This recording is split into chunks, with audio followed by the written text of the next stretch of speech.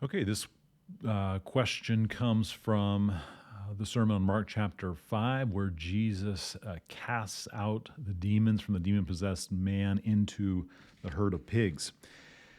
The question says this: why does Jesus even consider granting the request of the demons, that is, legion?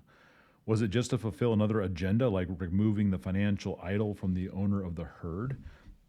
I don't think Jesus was showing compassion to demons, but I struggle with understanding why he does exactly what Legion wanted. Secondly, where did the demons go when the pigs die? If they are without a host, can't they stay in the vicinity and still torment people? Okay, so the question. Let's start with the first part of that question, like why did Jesus grant the request of the demons?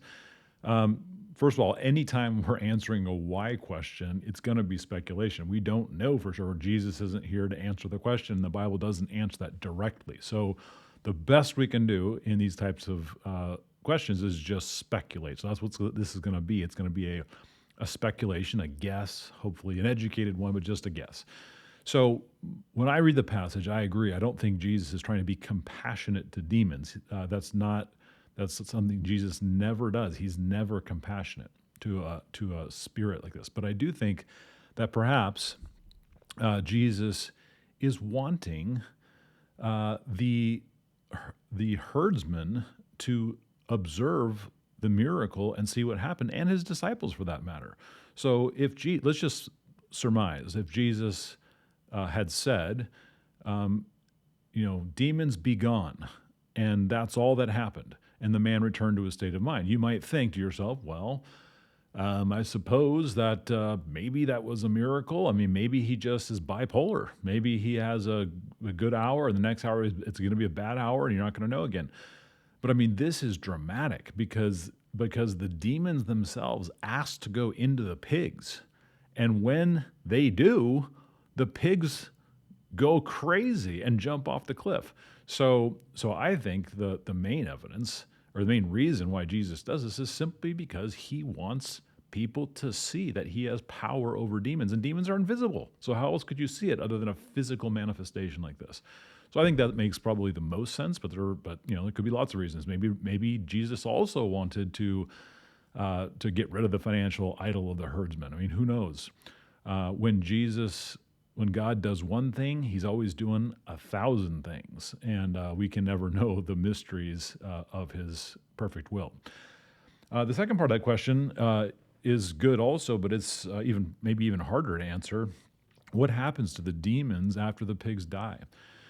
The only passage that I can think of in the Bible that addresses this, at least to some degree, is Matthew chapter 12, verse 43. It says this, Jesus is speaking here, and he says, when the unclean spirit has gone out of a person, it passes through waterless places seeking rest, but finds none. Then it says, I will return to my house from which I came, and when it comes, it finds the house empty, swept, and put in order.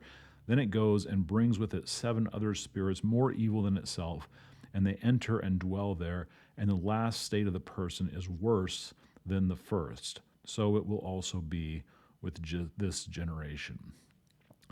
So Jesus is not necessarily speaking there directly about demons. He's using this demonic understanding to make a point, so it's a metaphor.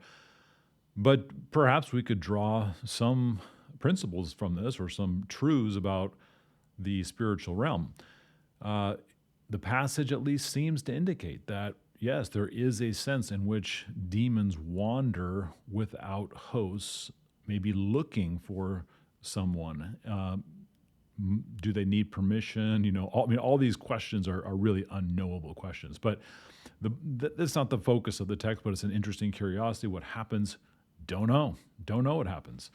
But clearly, there is some sense in which demons wander about, kind of it uses the phrase waterless places. I mean, that's like a desert, right? It's just, there's no life. It's just, it would be maybe a picture of outer darkness. It's an ugly picture.